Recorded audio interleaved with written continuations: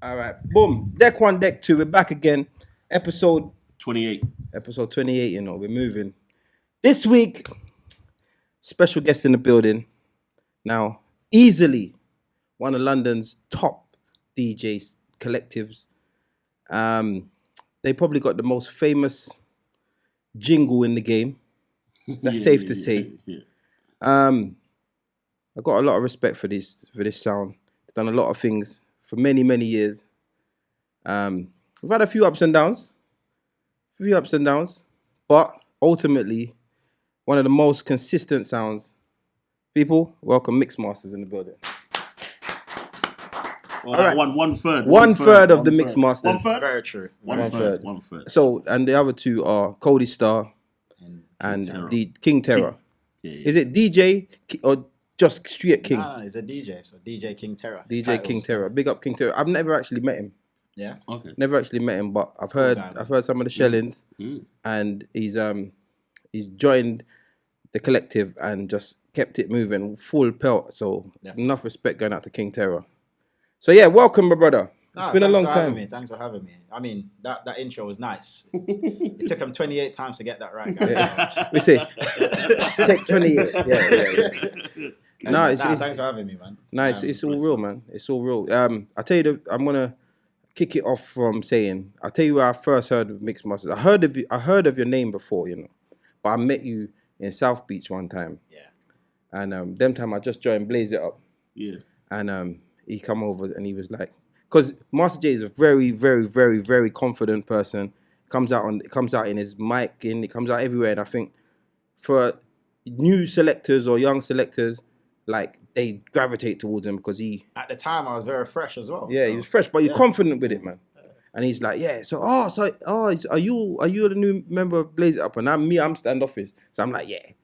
Yeah. Because I heard that quite well. That's what I'm treating. I heard of Mix Masters, but I'm thinking because Blaze It Up, we like, see, Houdini is my school friend. So they were doing their thing, I was doing my thing, but I was on a different scene. I was trying to get into. I was on the old reggae boy scene, copying my dad, thinking it was the only way in. Yeah. So then I linked up with them, but they're not like kicking. You get what I'm saying? So I'm saying, look, I'm here. We're gonna start kicking. So in my head, South Beach Mix Masters. They were smooth, innit? They're smooth boys, they were more rare grooves. Kind of melody. Yeah. They didn't play everything else, but where I know Blaze It Up from was apart from I think On Top. Yeah. But most of their shows were like Smooth Sundays. Smooth, or R&B kind of laid back thing. R&B is their thing. Yeah. They would draw for the R&B set over any set. No. And I'm like, nah. We need to shut down. We need to shut shit down. But I know raw Mix Masters. Oh my days, I've heard of them. At the time, Tag Team, Ross Clark, they're doing their thing. Who else was like? There was a couple other people that were regulars to South Beach. So I've come in there and I'm on some. We're trying to grab this food. Yeah. Trying to grab this food. So I'm there watching. But every week, come in and Mix Masters shut it down. Said, fucking hell, how are we gonna get in? And I tell you how bad it was. Should have talked to the owner. Yeah. No, but that's the thing. There was a rotation list, and on this rotation list, there was about 6 sounds. Blaze It Up, Mix Masters, Tag Team, Raker, and 2 other people. I can't remember. I think Milk Tray. Could have been. I don't remember it was, but it was a rotation list. And then Ben, who was the owner of South Beach, said he wants to do Friday nights. £1 drinks. £1 drinks, Friday nights. And then he said, I'm picking the hit squad. So I'm saying, cool. Watch this. And I'm telling the man, don't worry, man, we're in. Hit squad. And you lot were there before us. Yeah, hit squad. Mix Masters. Tag Team. Raker. I said, Ross Clark. Okay. Back to the drawing board, fellas. But that's motivation to me. It happens. That's behind the scene. I don't even know about the pick like that. No, that's how it went. Because he's saying the rotation list is long. Because people come there, it's inconsistent.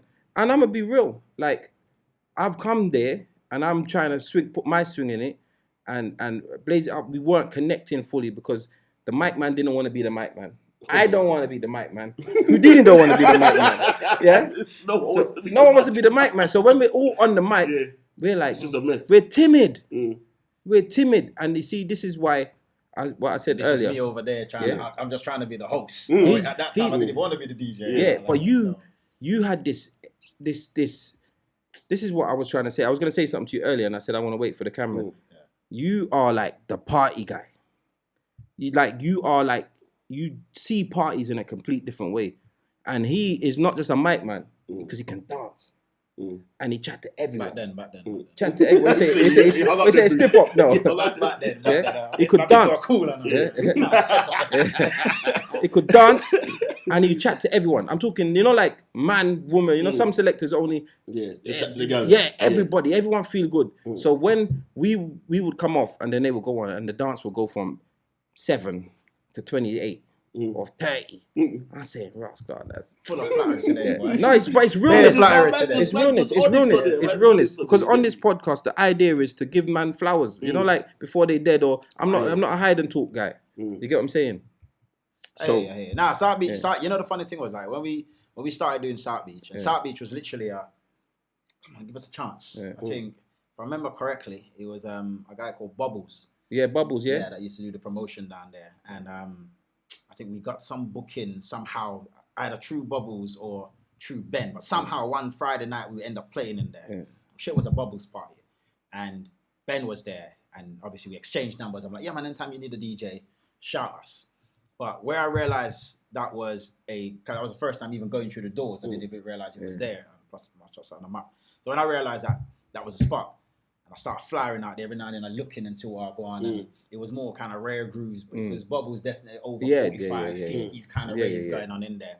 And I think Ben wanted to switch up, and I think one Friday night he brought us down there, and he came over and he said one thing to me. He said, "Listen, if you want the night to pop the way it should pop, because South Beach at that time had either older lot, Africans, and one or few Jamaicans in there, but everybody wanted to hear their music." And he came over to me. It's probably one of the best instructions any promoter or club owner have ever said to me. He said, "Look, give me 20 minutes of each genre, and that's how you run the club." And so if you're going to play for longer than an hour, where you're just doing an hour or 45-minute set, he said every 20 minutes or 25 minutes, switch. Because at that time, easily our go-to was either R&B or dancehall. So R&B was primarily used as mostly a warm-up, and then after that, it just switch up with some reggae and old school, new school, whatever it is, but that was it. And he goes, nah, switch up. So we then start using that as our stomping ground, right? Build up a soca catalogue, bring up Afrobeats catalogue, build up the funky house catalogue like that. So every week we went in there, me and Rules were trying a different flavor. And so this week Rules, we're going to go for house. So we'll just do a house set. And Rules coming from a garage background, house garage. He was loving that. So he was like, cool. And they were going to go for soca. Neither of us were big on soca. We were just like, cool, we're going to master, we're going to build up a catalogue, start hammering out the soca, trying it. That never worked. Go back to the backboard. Then, because he had like the likes of Raker in there and stuff at the time, Raker would come in and do a hip-hop set, and we'd go back and think, nah, we can do a hyper set then. And our thing was, how can we do a hyper set? Every week we're like, yeah, we can do a hyper set like that. But when we started, I reckon we had the best of the best in the game active. Yes. So I'll be the first to say, a Dixie, Cappuccino, Alan Brando, everything that came out their mouth, I'm like, oh yeah, all right, cool. Watching how they do the things. At the time, very confident. Brando would take any stage and chat any amount of far. And he ain't the most funniest, but you're going to hear him. Cappuccino is probably more hilarious. He's charismatic, but he's full of energy. He's one of the first man. Sorry to cut you. That will just hold them. You know that 5-minute window at the beginning. Kappa's got that. In fact, he wants that easily. There's a difference. Some man don't want silence and no music. And stuff. So when around those times, basically, these guys start popping up. So I'm all over everything that's coming out of their mouth, basically, just trying to get information and get that attitude. And Dixie. After I think when I started giving Dixie his props, like his proper props, I gave Galflex as a brand their props from the get-go, because Mixmasters always wanted to be a sound that kind of looked, that came across like Galflex, because Galflex as a name, as a sound, could be on any flower. When I talked about Mixmasters, like, right, they can be in the Garrison, they can be on a Bembe Fridays, Yeah. easily as they can be at Ceesix and Spice or Temple Bar or Temple whatever it's called in the city. You know what I mean? So I was like, Mixmasters names need to always be like that. So you can put us on a in the hood dance and then Mixmasters there, and we can be at Revolutions. We're like, what? Mixmasters there, kind of thing. So that was it. But Dixie definitely got his ratings in Jamaica, and I'm watching obviously UK host DJ, but more of a host in Jamaica, just commanding the crowd, and he was like, "Cardless Mike, there, yeah man," and he's walking out, he's in the pool with the mic, and he's like, get to the pool, and he's getting everybody involved. So that time I had the best teachers in the game, not knowing that they're my teachers, so to speak. So, and like I said, South Beach, any other venues that we played was literally our stomping ground. We go there to practice. But meanwhile, everybody is saying, these guys are coming here to shell. We're like, nah, South Beach. You're coming here to train. Well, sure, this is training. And most of the things we tried at South Beach are all brand new for us. Well, South Beach was training for me as well, because for me, it was coming in saying, raw. That's my first rejection. I'm going to be real. It's my first rejection, and I wanted to know why. And then when I used to go there, I used to come there on a Friday and pre and think, right. Because them time Afrobeats were just busting. This is early days of the Oliver Twist and them kind of things. And I had that. Even before that. The early, you know, like before Oliver Twist. And I had a couple of those. And I remember linking Headback and giving him some Afrobeats and him saying, like, give me them. I made him an Afrobeat CD. And he hid it from Glamzino because Glamzino bun out Afrobeats them times. So he had it. And he said he's gonna slot it in his set. Because the crowd in there, like what you're saying, the African they want that. So I've given him the tune and say, look, boom, track 1, track 2. I loaded it up for him, you get me? And then I was in the dance and I watched him slap it. And I said, bro, that should be me. Technically, I gave him the tune. Tag team done the same thing. Tag team became versatile. But then they had, again, they were easily, I think tag team's about 4 years before. Headback is coming from a career. He's coming from a different, what you call it? Glam Zero. Zeno is coming from Galflex. So they still had years on us. But they were doing the genre changes smoothly. Yes. And then they were switching the host. And the like, DJs. And it, without any bro, sort do you know what it's like? It's like no one realizes. It's like a boxer that's ambidextrous. And that the bang from the right is the same as the bang from the left. You know what was mad between the two of them, was the Glamzino always wanted to DJ, or as in play DJ the host house himself. But he's an MC. Exactly. But Headback then was a energy god when it comes to being on the microphone. But as soon as they did that swap over, where Headback is now mixed on the house, and then Glamzino is now MC. Like, it's a whole different level of energy. Tag team definitely one of the sounds that back then. I mean, sorry what happened to Glamzino, but thank you. Thank you. You need to come out of the way. If you know what I mean. There were a problem. If you know what I'm talking about. I don't want to talk about man's business, but like in the way our God move chest, bro, they were a problem. Because they were he's making perfect, and it does, and it's not a bad man thing. Because you see, in this game here, it's like you're not in a direct competition. Because I don't want your food, and I don't want you to stop eating. But I want the recognition and the spot that I've got. If you're occupying the spot, we didn't even want that. I think because I think the good and bad about Mixmasters was like where we started out in and around Brixton and South Beach and stuff like that. I then start reaching city, so I'm like, we need to start playing at the Ceesix and Spice stuff, and then that's where I started getting rejection. And them to Jamaica, you can't, and your crowd ain't gonna dress up. But if you remember correctly, you can probably testify to this. When you're on the ends and you can't be asked to go to the city for a night, where'd you go? South Beach. South Beach. So South Beach was people that was in the city. But when they can't bother with the cab fare or the dressing up or the suited and booted, they were in South Beach. I know this because when I go to the city, you see them like you're here. So it was like, all right, you lot don't want to let us in the city. Let's gonna start doing some raves at the city. So some Spice linked up with Livewire, Escape, that big brand that Livewire has. Me and Livewire started the whole run of that. And then I was just like, city's nice. We've done a few Escape, Rembrandt, all these nice venues over the city. We made some money and we're like, all right, cool.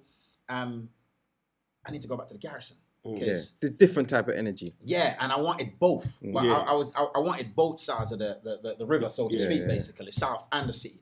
So I was just like, I said to Livewire, look, I'm gonna do a couple of raves, and he's like, boy, if you're gonna do that, we'll still want the Escape. And I was like, well, do Escape, man, do your thing. And then I started another brand called Let Me Loose on the ends. Yeah.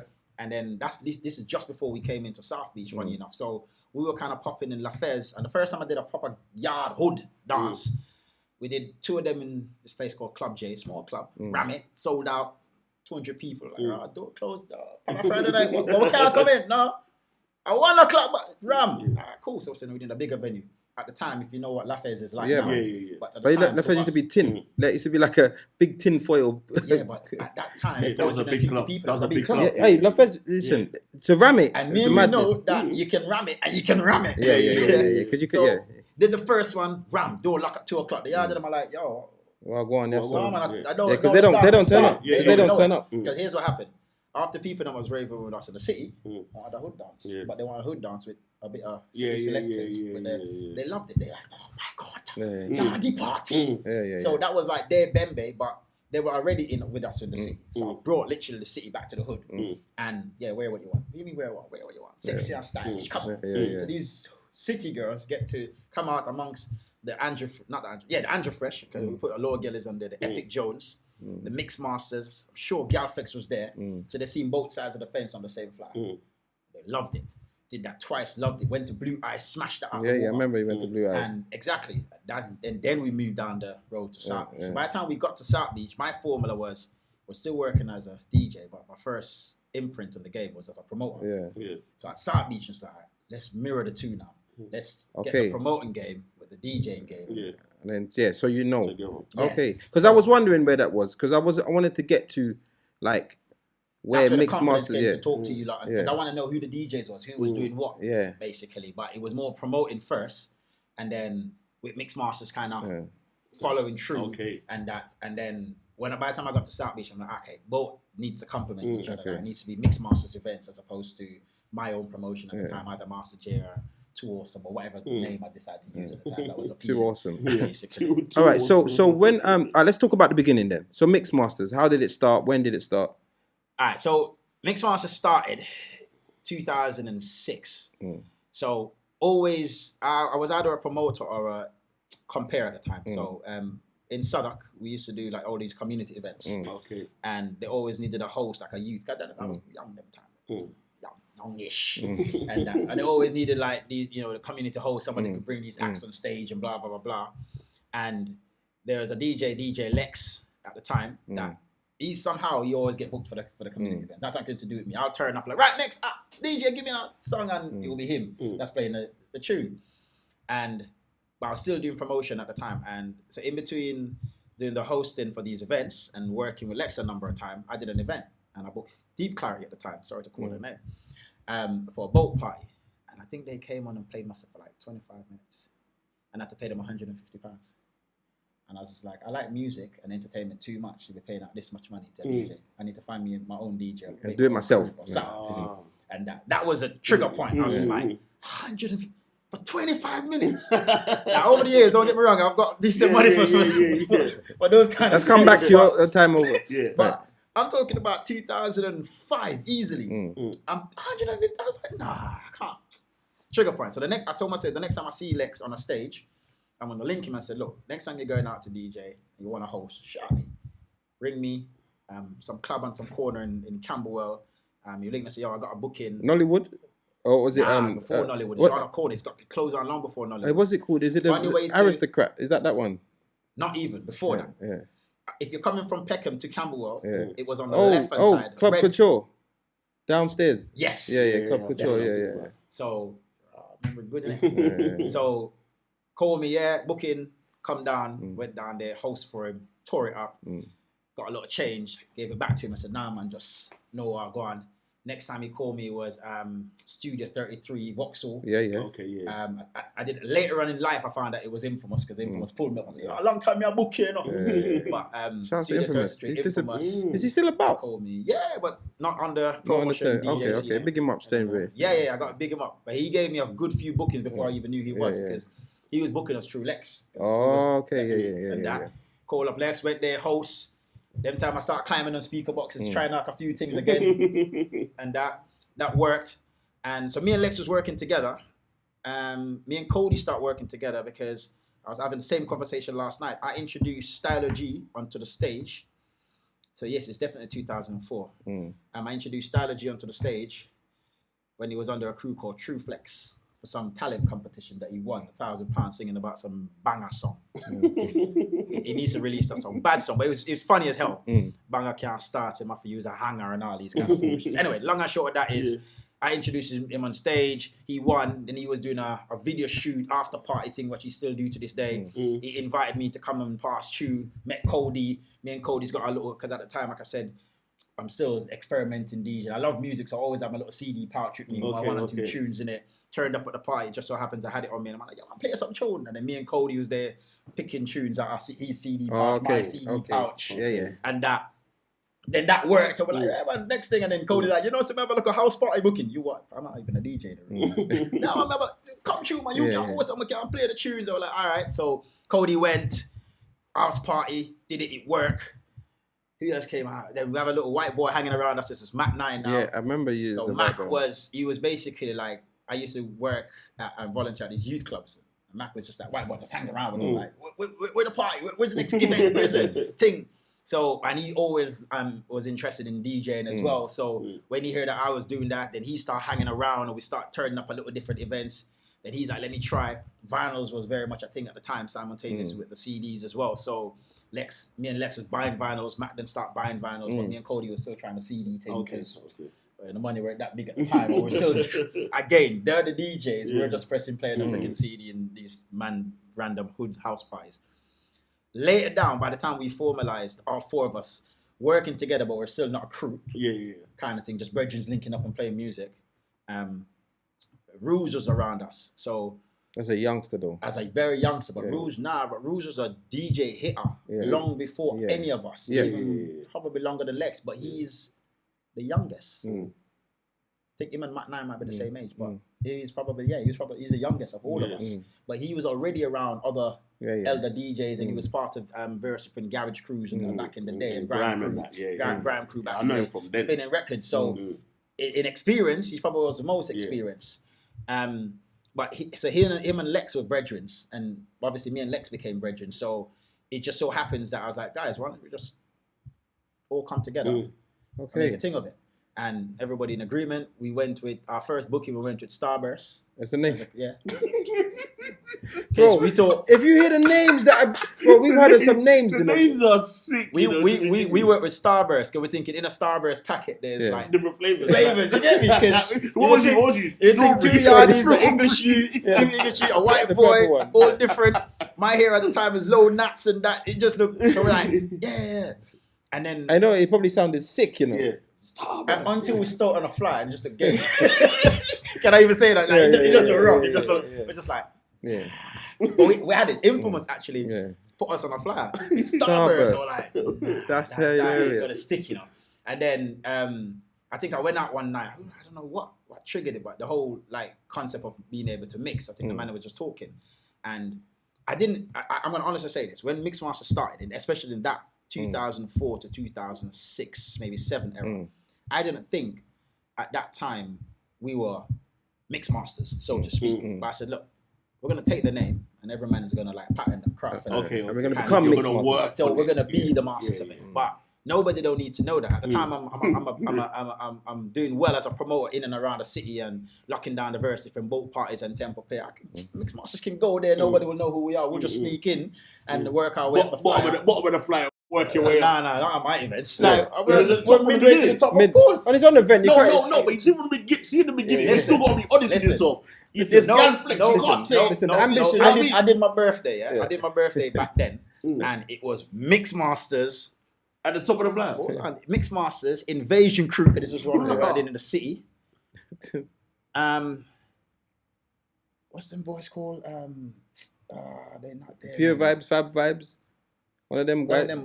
Raw vibes. And they were banging out of the city. Big business. That was what's his name? Galflex, Alizé.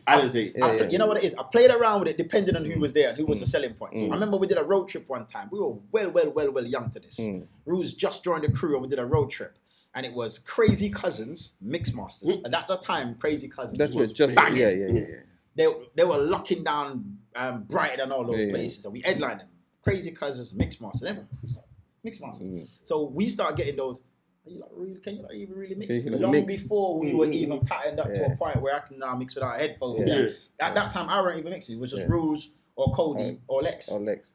Because I even thought when I first heard the name, I was thinking the fucking bossy as name. A DJ, bossy. Exactly. As a DJ, it made every other DJ look. Yeah. But I wanted that. That's why I kind of went for that because everybody will look because they will think this mix is nice or this is pioneer. As you're coming into the game, you then start thinking we need to practice. But you, as a DJ, more you're listening for what our next DJ is doing, kind of thing. And so when you get that credibility, even if you clang once.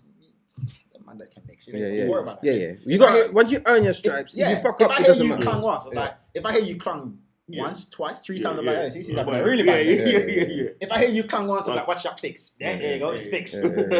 Clang for more than 5 seconds, like, like, well, go on. But you know where the credibility goes. You can, fam, I've heard Pioneer clang and that fix is quick. Because it touches your soul, you know. What?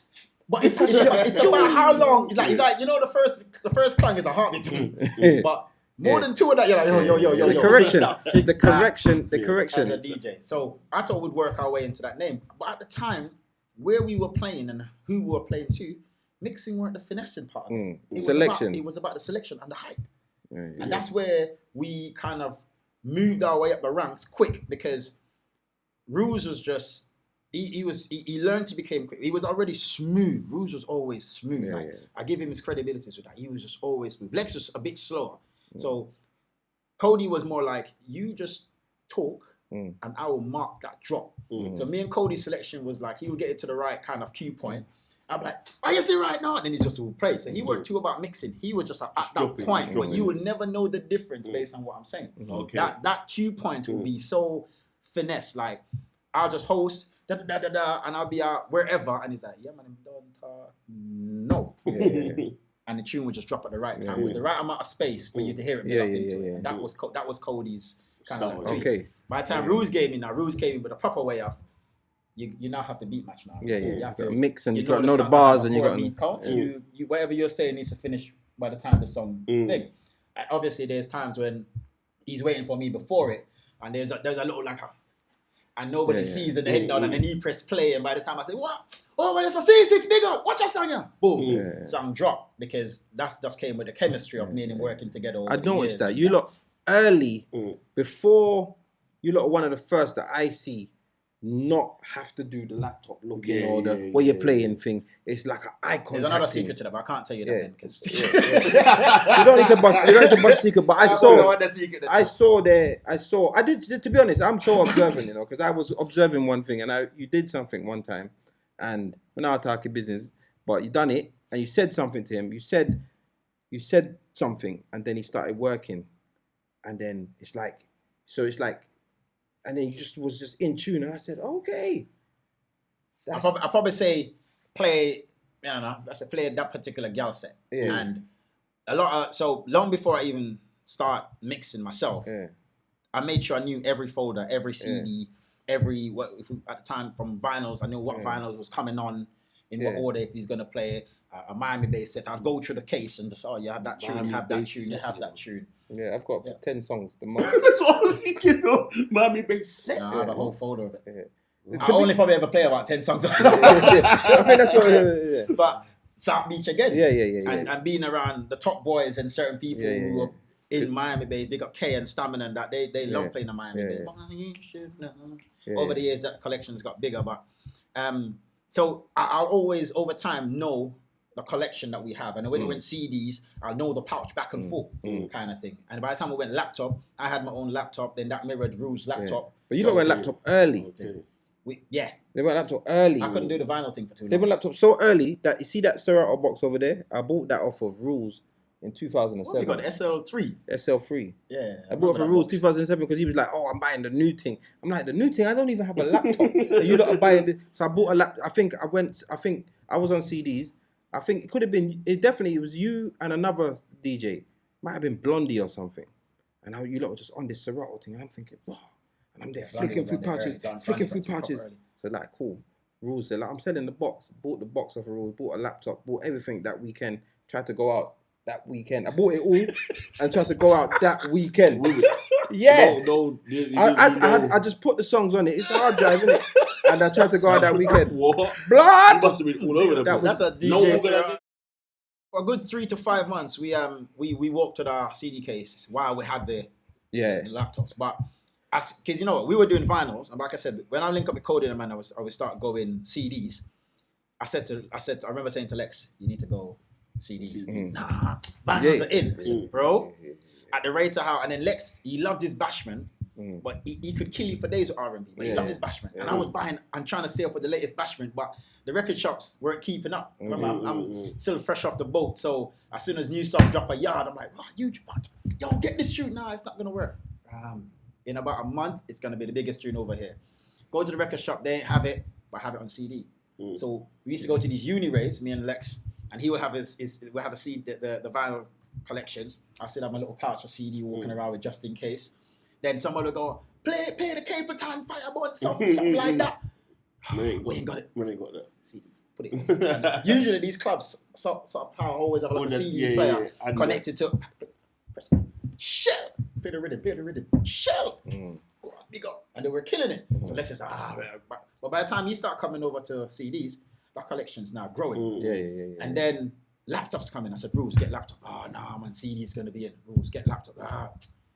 You take your time. I got the laptop. So Rules was about 6 months behind with laptop by the time he got it. Yeah. That's why he had the SL3 box, because I was like, we wanted to start recording our sets. So the SL3 box was meant to be able to do it at the time. It was rubbish. But I had the SL2 box, still have it to this day. Got the laptop, loaded up everything, practice on it. Rules came out, he was playing off that. I was like, now you need to get your laptop. And then he got his, we mirrored the laptops. But I was trying to stay, like I said, South Beach again was when we started using the laptop, and that was Stomping Ground. South Beach was a lot of trying out everything that we possibly could do as DJ promoters days. And Ben, bless his heart, gave us the opportunity. He just thought, damn, I come in, they do their job. No, but Ben was like that. Ben is hype. As long as if the place is popping and the bar's popping, you go on. If the bar's popping, you can go on till 7. Like you got to work. I remember him saying, he remember when Drake's song come out. What song was it? I'm on one. Yeah, I played I'm on one. On one of the Fridays, I was lucky to be there. I played I'm on one, and no, you know what?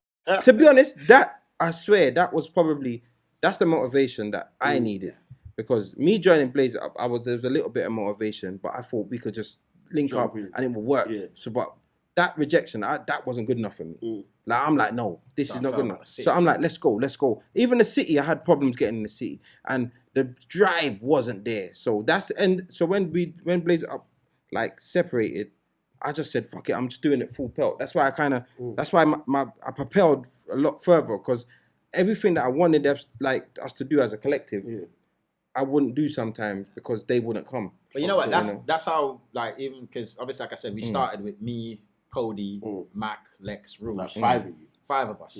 And for Mac and Lex fell off because we started doing more, and now the game changes. No, it expected us to be out on a Tuesday night, on a Wednesday night, man. on a Thursday night. Let's go. And then these guys obviously had responsibility. I think Lex took on university, then he had, and Mac took on work, and life happened basically naturally. So that was just like, all right.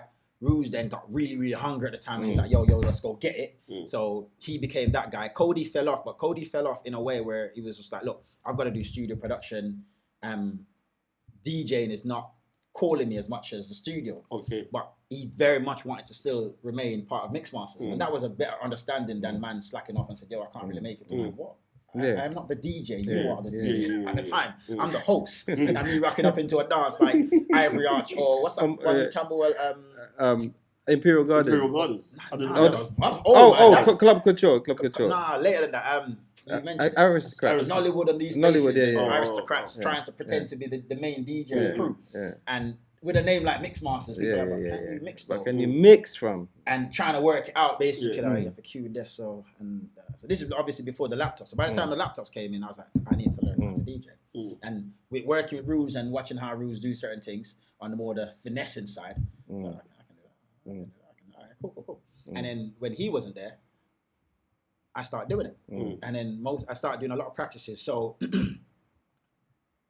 90% of Mix Masters CDs prior to Rules was me. Yeah. And that's where the jingle became popular and familiar, and everybody started playing the Mix Master CDs. And that's probably something we can hands down say we've done well with in terms of people in the streets. You don't have to listen to a Mix Master CD or mix at some point in your career. Like, your CDs were like, because another thing. And that was because we were doing so many events. So every event had a CD. And you do them for it as well. And you would flyer outside. You were one of the first people to give out CDs random without Behind the seat on the ends. Without a dance attached to it. I remember seeing CDs being given out with no flyer, just like a mix.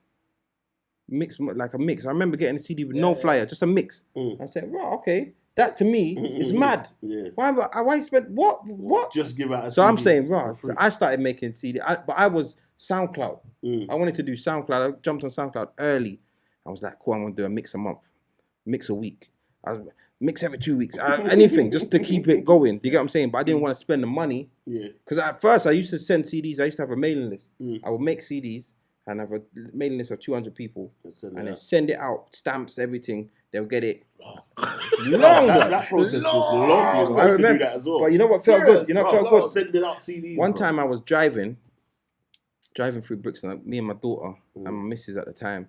I was driving and then I hear, when God created Adam and Eve, you know that. I said, "Oh my God, no!" I wanted to bib them and say, "That's me," but I didn't know who they were.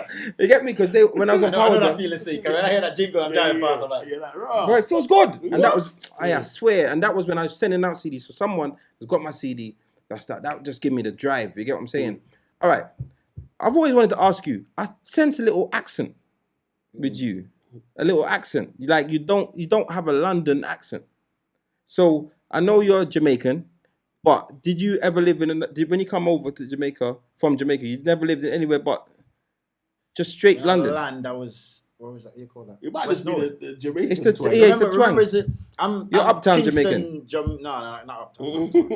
I just went to Red Hills. Good school. Kingston College, Fortis, big up. Just went to good school, and it's not even a good school. From I was going to school, and as best as I could in Jamaica and in the climate that we lived in, and I just tried to say, I've got to learn how to speak or articulate myself as best as I possibly could with whatever education that I had. So how old was you when you came in? 16, 17. Okay. Yeah, because I've always heard a little twang. I thought you said like from up north or something. You know, like you come from Jamaica, lived in Scunthorpe for 2 years. It will honestly depend on the environment I'm in.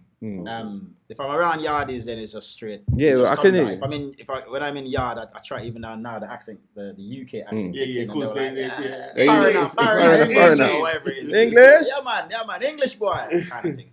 It's now taken over a bit, but generally, it just depends on the environment that I'm in. I just try to articulate myself as best as possible. All right, so Mix Masters have gone from being a 5 to a 2 to a 3, but a 2 that was running the road and out every single week. The work ethic was sick.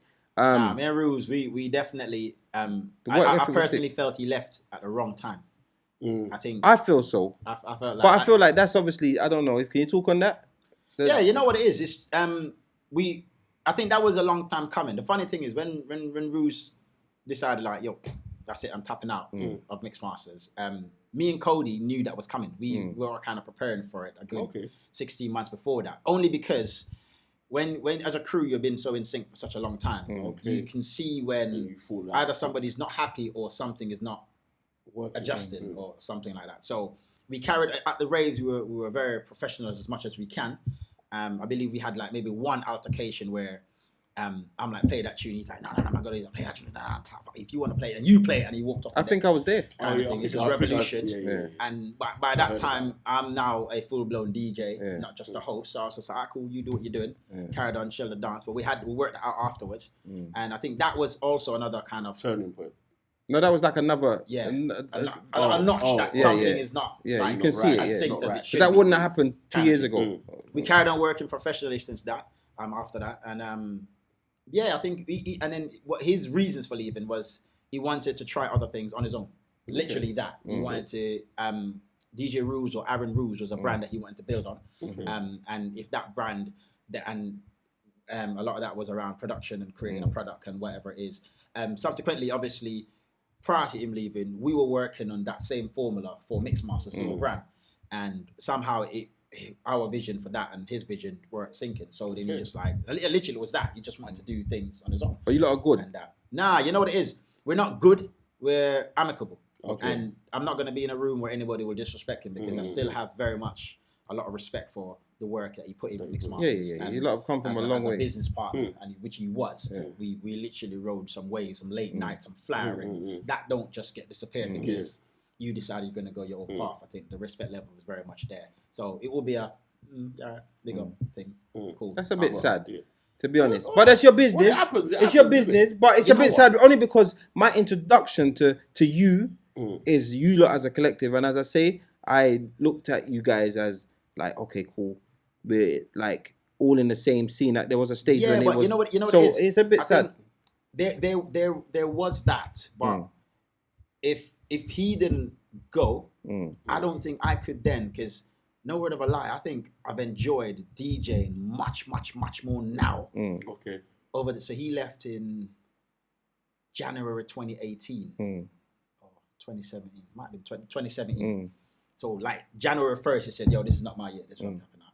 So all of 2017, well, I DJed most by myself most of 2016 because like Dance Episode when it first started, I was doing most of that nights. Even though me and Ruz was saying linking up, I did a lot of private bookings myself. But obviously with him in the background.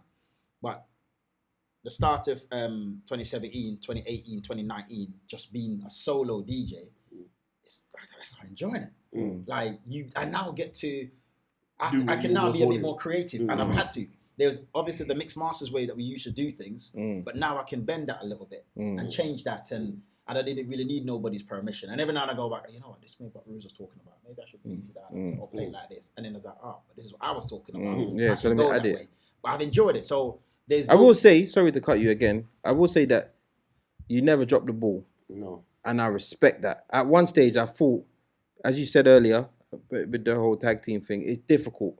So when tag team had their situation, I stepped in to help out and just assist. Just because I thought it's difficult. And I know Headback's laptop weren't on point, like, so I stepped in, but you literally kept it up and didn't drop the ball. I was surprised because I thought, okay, you know, as an outsider, that was tea to me. I was like, I'm honest to say this, and really don't really give a shit who expects about that.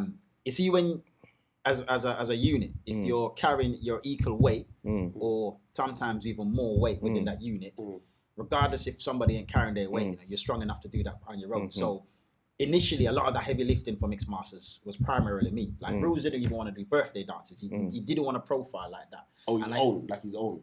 On his own. Like he wouldn't do his birthday dance on his own. Okay. Like he wasn't that person. Remember, there was always a Master J's birthday dance every year, as far back as I can remember. They only did one, South Beach, and then he did a link-up dance with Dixie. Yeah, in Roxbury or something. No. After that, he was like, you know what? Maybe I should do my birthday dance. But didn't want to do it. He was not profiled like that. So a lot of the promotion stuff, obviously I was doing from back in the day, a lot of the heavy lifting and promoting Mixmasters was already me. The CDs were already me. That's where I was getting my practice in it. So when everybody was seeing Ru's DJ on the decks and then hear a Mixmaster CD, like, oh, Ru's dropping another mix. I think you find that in collectives a lot of the time. Though. There is kind of, but we didn't sell that. You would never know. No one has to know, but there is always kind of going to be somebody who is kind of pushing the whole movement. You know what I mean? Don't get me wrong. He did his equal share, but there's heavy lifting to be done, and then there is that forward thinking to be done, and where it mattered. Like I said, the last few years of Ru's, like the last 2 years of Ru's career with Mixmasters were the most intricate. That's where we as a collective we're synced now. We're like, this is it. Like, we're about to get that big break. And that was at your biggest, didn't it? Like I reckon, say 2016. We were out every week. 2016 was Mixmasters year, in my opinion. Late 2015, 2016 was Mixmasters. They were on everything, everywhere. They were like, you know, like you got Invasion, you got Mixmasters, you got Galflex, you got like these are like the big slick, you know, like these are names just everywhere. We were definitely worked. Like and even when we were on things, we were putting out our own stuff. Because I've always said, look, if they won't open the gate, just make your own fucking. And you were very ambitious. I give you that. You know, like first man I see to do a yard kind of bashment in Coliseum. And not CC2, you know, the whole of Coliseum he tried to, I remember you did it. No, because see... But you're saying that though. No, it's ambitious, bro. You know what it was? Like, we didn't do nothing new. Here's what it was. The gate was already there, but the crowd was biased. Galfix was doing it for years. Yes. What's Galfix Collective? Yardies. Yeah. No, you're right. You lot. Yeah, you're right. Well, listen to your bashment and listen to your house. No, but wait, the game was so biased that it was like... we don't really want to go. What? No, but and is like, you can play the funky. Yeah. Yes, come on party. So but you have to be ambitious to do that because listen, the game is dictated by a few things. Like you know, like it's like supply and demand, and unfortunately, there's a lot of following the trend. So a DJ doing his birthday bash in Coliseum was unheard of. Like not a garage DJ because EZ used to do his thing there regular, but like. So that was ambitious. What else did I see you do that was fucking ambitious? You took when Coliseum shut down and it went to Fulton Heath, you took your dance to Fulton Heath. And that was a madness. What else did you've done a few things and I'm like, this brother's ambitious. No, I rate it. Ambitious. I lost money and I made money. No, but I rate it, blood. I rate it because you gotta take the chances. You gotta take the chances. Because that's self-belief. You know what it is? I think like if you work hard enough in it, there is you can only punch that bag so many times before that bag gets soft in it, basically. And at some point, it's going to get soft enough. It's either the bag gets soft or you get used to it. You get stronger, basically. Yeah. So it's that kind of mentality. And there's always different curveballs. The venues change. In my theory, every 2 years, the raving scene changes. So you always have to reinvent yourself and reinvent something. And I've worked with, lucky enough, I've worked with like so many different promoters over the years with different concepts. Like Livewise, a Thinking Tank. When he's on point, like when he's focused, like he's got like 1,000,001 ideas about to make money. When he's focused. Big up Andrew Stamina is another person that over the years I've had an opportunity to kind of work with as a DJ and that. But my thing is just he's got loads of ideas as well. I'm just one of the guys in the room. Like if I'm not on the mic, I try not to be the loudest. I get called out because of who I am personally on the mic. But generally speaking, I'm more that guy that's just like, no, you're not. No, you're not. I get called out. No, you're not. No. To be the loudest when I said earlier, we've had ups and downs. He probably gonna deny this. He's gonna be the nice guy. He's gonna be the nice guy. But he's gonna be the nice guy. But I feel this. Yeah, let's talk about that. I feel, honestly, from a respect level, I've always respected you. From a music standpoint, I've always admired what you do. But you see, this is the realness. Like I have no problems with you, but I like to be real with everyone. You've got, all right, your level of, I don't know, I feel like you're, I don't know, arrogance the wrong word because you're not arrogant, but you have this air about you, yeah? And it's like, at some stages, I interpreted it as, this brother thinks he's better than me as a person, yeah? I don't know. No, as a person. Not like, during a conversation, but I'm opinionated. And he's opinionated. I'm a strong character. He's a strong character. So me and you've had this debate. We've had it a few times. And I'll tell you why we had this debate. And I think we had this debate easily. Might have been Portugal if I remember the last time me and you had a conversation. The last time we had it was in Zante. I knew it was abroad somewhere. Zante, exactly. And the debate ended like this. I will debate with you to either learn or be corrected. Okay. Ceesix will debate to win. Yeah. So it doesn't matter what you're saying. What you're saying, what you're saying is logical, right, correct. Yeah. Ceesix who said, nah, the record on the wall was white. I'm like, Ceesix is black. Yeah, but there's a white circle in the middle that makes the whole of it. I'm like, but Ceesix, the whole record is black, fam. Yeah, but the white thing in the middle is the main important bit. It's not the name. I'm like, but Ceesix, the record itself. Yeah, but the name on the record.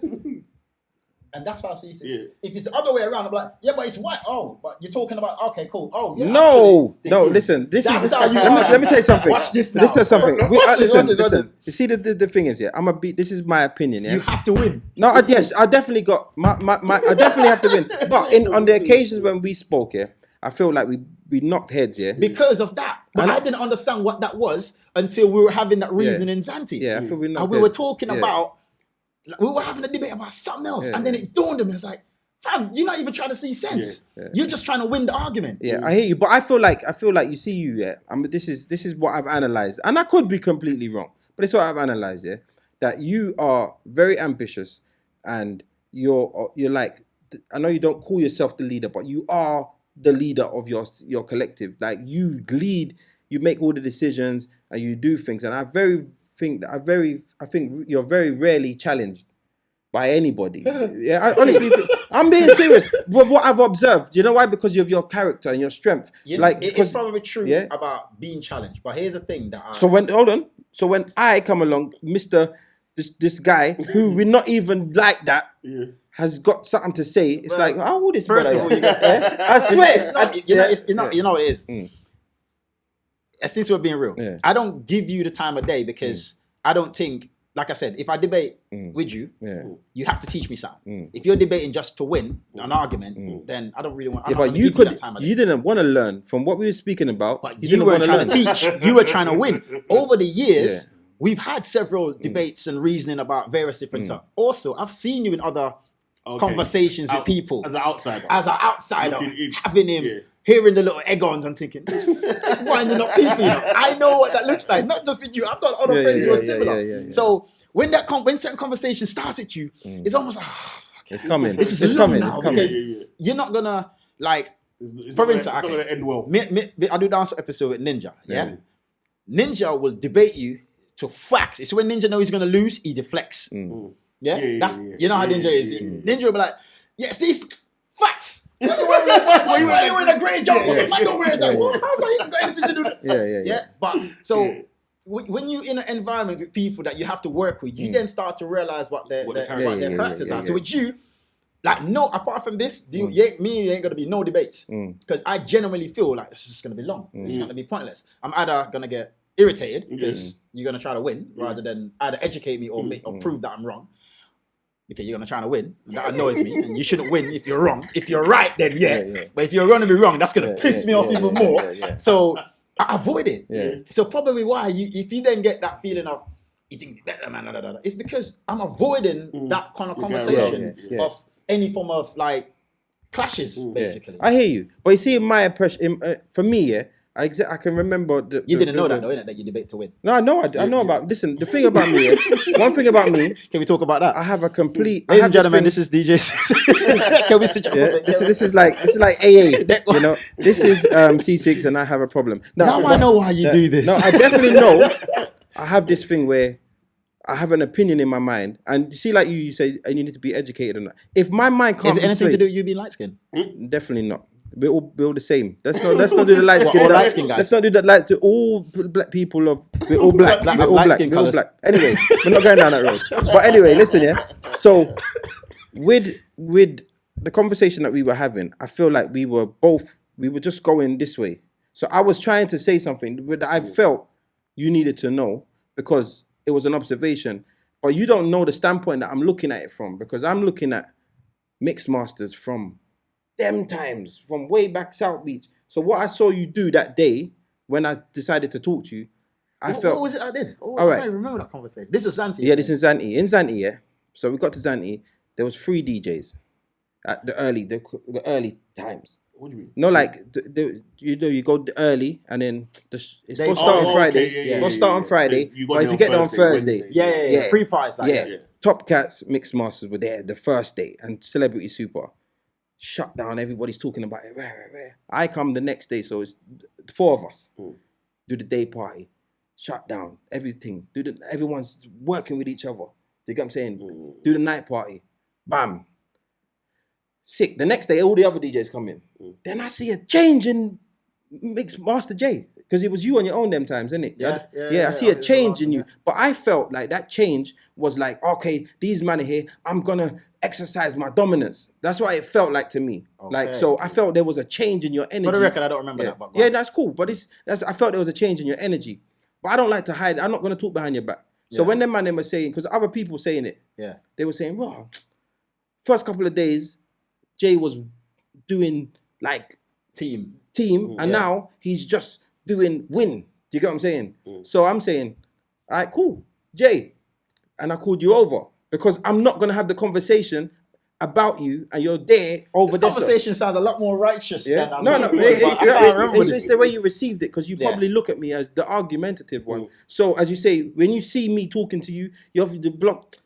This fucking arsehole's chatting shit. That's probably what you were hearing. I respect it, because if I've given you that the impression of me, then when I come to you with something, how you take it is I'm how not really you take biased it. towards it. Yeah. Kind of thing, So, but I didn't want to have that conversation. You're standing over there laughing and joking with everyone, and we're here congregating, talking, and your name's in. So I called you over, not to be spiteful, nothing, but not to chat behind your back. And you come, and I think obviously the dynamics, me calling you over.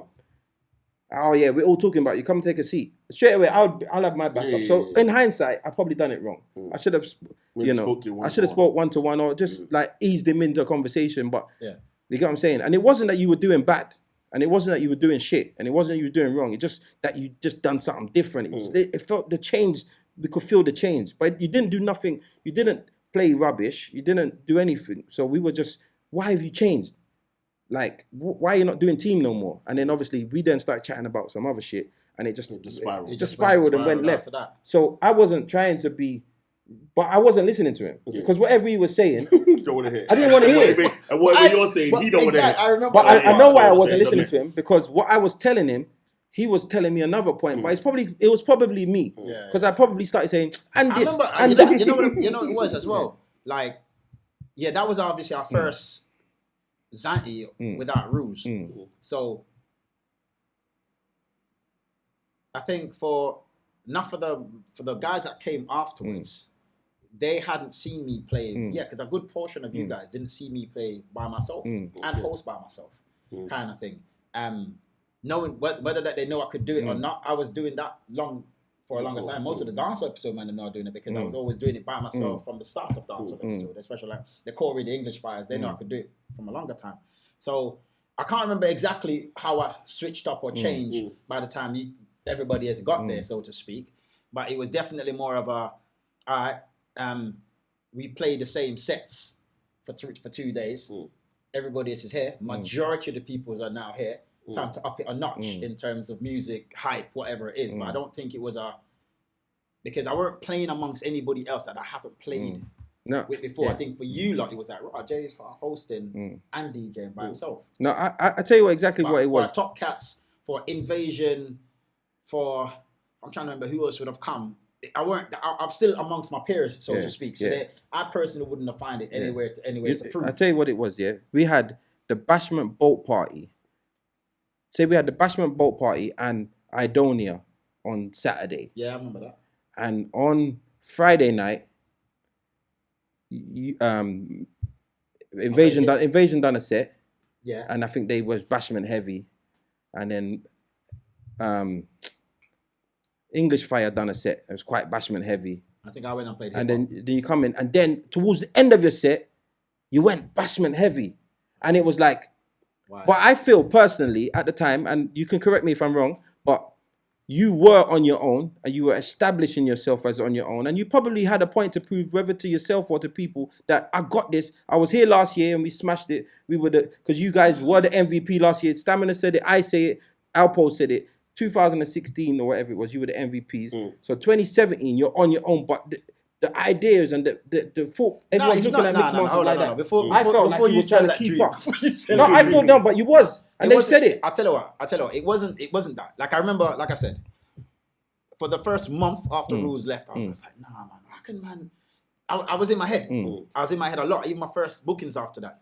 But prior to him leaving, I was already DJing myself and shelling and shutting down a few venues. I've turned up at Revs a couple of times well without rules and nailed it to a point where if I turn up and there's no rules, James is like, yeah, don't do your thing. It's not like it became a nothing to most promoters or venues. It weren't. If it was the other way around, it's questioned. If by myself, it was like, just go get your job done. The only way that dynamic was affected was if I turned up and there's a stage, because obviously you can't work it the way you would. I can't work it the way I normally would and stuff. And so the Capitals and the Nates, when they were doing the events in the arenas and the O2s and that, they were like, Jay, well, come down and host, because they wanted that element of entertainment, and that was understandable for me. But Zanti wasn't a proven place because by the time I got to Zante, I've already got past that month of Rue's leaving because Rue left like I said, January the 1st. First day. So this we're in May now. So by May, I'm prime time confident. And again, like Stamina is one of those guys that he says these little things in your ears, that will make so much sense more later down. But he's a guy that if he says, Jay, you know what? Just wear black pants from now on.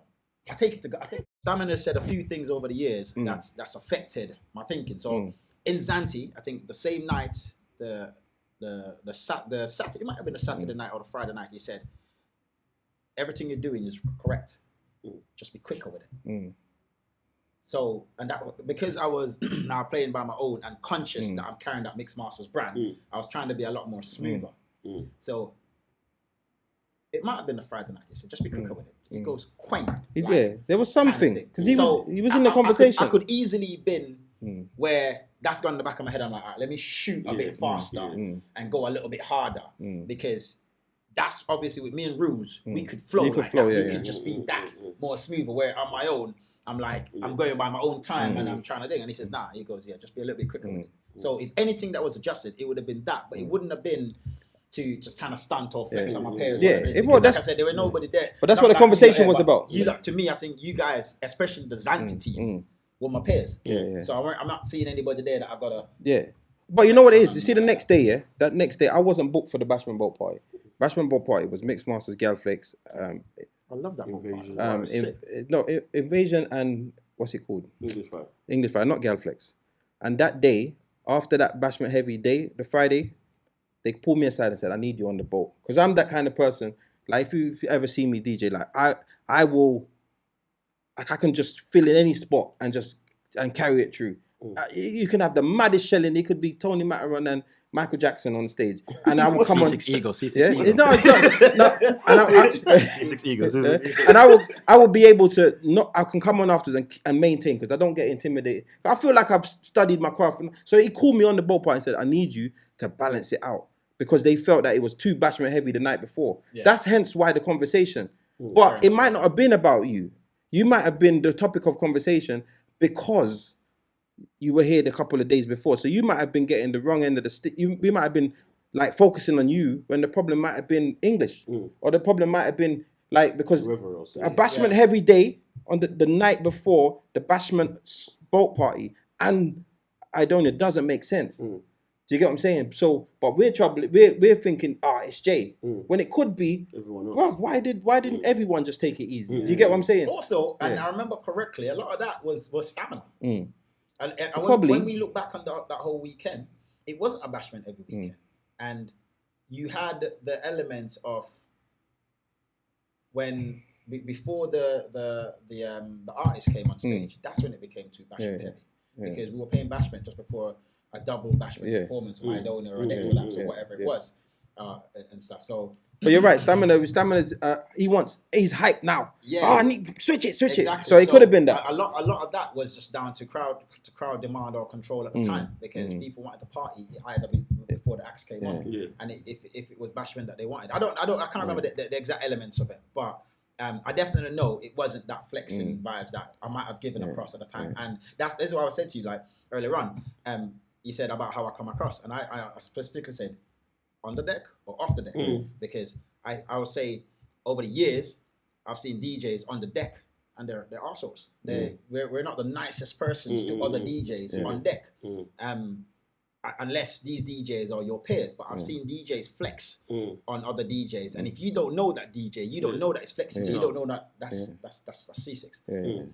See, who just played? Oh, that's a shell in. Oh, what's Ceesix guy in? And anything that you do, that smile, that little smirk that you have, if we don't know that to our next man, it's just gonna show off. But knowing how you are, and I think, nah, that's confidence. I take that as more of a go do your job. That's your job. So. And a lot of other DJs over the years, I've come off decks. A man's like, what? So that dub was for me, yeah? Hey? I don't even know you're here, bro. No, seriously. Me and I don't Ruse, even look around so many like times. that. I remember me and Ruse used to have that problem. And even of late, like I've done sets, and I come off deck, and the next DJ say, oh yeah, boy, yeah, try to prove. I was like, yeah, you're joking. because I'm like, well, first of all, you need to go back to DJ school. The first rule of DJs, when I'm on the deck, I'm the baddest thing in the room. I don't care who's next after who played. My job is to be the best. Another lesson from Stamp. Why am I giving this guy so much credit? Yeah, because you're meant to do as a DJ. You're meant to do the best set of the night. Best set of the night. If not the best set, at least the second best set. And if not that, just do your job. If you can't get there, do your absolute job. And if you do the best set of the night, then you've done your job and more. The second best set, then the other guy that's done is, then you two have come away walking away with that. Anything else but that, do your job. Then I have the same ethos, to be honest. Exactly, but for me to do that, that means I care zero about the next DJ that's coming out after. Not in terms of what he's going to play, so I'm going to play his genre, but in terms of what he's going to do. Don't be too hype, or don't go too hard, because that's his business. You see, that's why your job. When I said about me coming on after anyone and being able to, because if I have that same ethos, some people I've been out and watched DJs say, "Oh my days, I can't play. What am I going to play?" They've played everything, and I'm like, "Are you mad? What?" That's where I thrive. I've walked away. I've been a privy of those conversations, especially as a promoter. Man's walked in, the man just played, entered out. I was like, I am not having you. You're gonna go drown because this is not. This is not DJ school. We're in the workplace. We'll talk about this after the office. We'll talk about your performance reviews after we've done. This ain't DJ school. Go and drown, and then you're gonna either learn from that or you're gonna rise to it. That's the best teaching lesson you're gonna have, because that's deep end business. Coming up, we like I said, we were long before we were ready for certain slots that we've got and certain prime slots that we gave ourselves, and that. And after you make Invasion Crew do a warm up and they're locking the city, and then you come to do the main set. I know Invasion Crew. I know MJ and Toddler's like, this the winner was 40% of the crowd came to see us play because there are peoples and that, and they're already going to cheer for us. So we already had slightly bias with our cheerleaders. Came with pom-poms and everything. So by the time I go, mix master, so everyone's like, oh, actually, all right. We ain't played a song yet, maybe 2 or 3 songs in. So the crowd is already lifted. And as you know, crowd will go with the vibe. If the vibe is nice, like, well, so yes, on the party, that's what we there too. So it goes with it. So, and that's how we get it. Now, when you go out, people are not coming out for a full lineup. They're not just coming out for one DJ. They come out for the connection. They come out for the how bang. Or if you're the main DJ and they turn up and see you, they go, oh, Ceesix is there. Ceesix is there. Great. Same party. Oh, Mixmaster's there. Mixmaster's there. Just do your job. You understand what I mean? Kind of thing. And so you have to now work to actually feel deep. Basically, you just have to do your job now. But on deck, I know. And I don't give a damn how I come across on the deck. No, to other DJs, that is. No, as long as I come across. As long as when I come off, you either there's a mutual respect there because you're about to go on. So like when transitions are happening, I'm the calmest guy. I'm like, all right, you relax, do your thing. I'll host. I hate when DJs are like, yeah man, last song, and walk off. I was like, bro, there's a transition that's meant to happen. That the crowd don't even know. No, it's supposed to be seamless. Thank you. Supposed to be seamless. But you have DJs that are so up in their feelings. They just yeah man, party night. Yeah, you're ready. Like, all right, cool. Mic's down, and it's like, it's like that, yeah. All right, so let me ask you a question, yeah. Based on everything you said, why do you? Because I know you think that I don't. I know you think that I don't rate you or like you or have. As a DJ, I don't know what it is, but I know there's something. What is? I know there's something. Obviously, we don't link out, so it must be as a DJ. So I know there's something. Because and you see the same way you are. You see me. You see this game. I love this game. I love this. So you see any dance I'm in, if I'm a part of the dance and the dance is shit, no matter how good my set was, I've been a part of a shit dance. It pisses me off. Yeah. It's like I'm a part. It's like I'm a part of the losing team. Yeah. So I could score 10 goals if we lose 20-10, and I'm a loser. But I scored 10 goals, but I'm still a loser. Do you get what I'm saying? So there's things that I just look at and I'm like, right, and I'm vocal and I will say this, and this. You know what it is? Like, it's hard. You're one of the persons that, like I said, personally wise, I know we clash. And like I said to you earlier on, I don't like I prefer to avoid you. So when your name come up in a conversation like book a Ceesix, and if you're the likable guy to go to based on the clientele, maybe it's a girl or whatever, it's get Ceesix down, then my money talks, bro. Like, it's a Ceesix. If it's my birthday lineup, so to speak, I'm gonna go with the guys that I'm. Book Ceesix, no man, it's gonna give me a fucking headache on my birthday. It's gonna stress me out on my birthday. I'm gonna go with the guys I can rap with. I can run a joke with. I can batter with, and I think that's a natural process. So as a like DJ to DJ, bro, like when I'm telling when. Can I even say it? When I slightly became a fan of Ceesix, I'm just slightly disclaimer. They don't want it to get bigger. Nah, when I became a fan of what you were doing, there was a time you went through SoundCloud. I'm talking within the last 3 to 4 years, maybe, where you were putting out some mad type of mixes. Best of Cobra, best of Bounty Killer, best of this, best of the 90s. That is this. Some random mixes, but. I know what that like in terms of as a craft to go and do that research and then have the energy to put that out and make it sound popping and banging. It takes a level of research, making that playlist, putting that playlist together. So that respect developed and it's always been there as a DJ.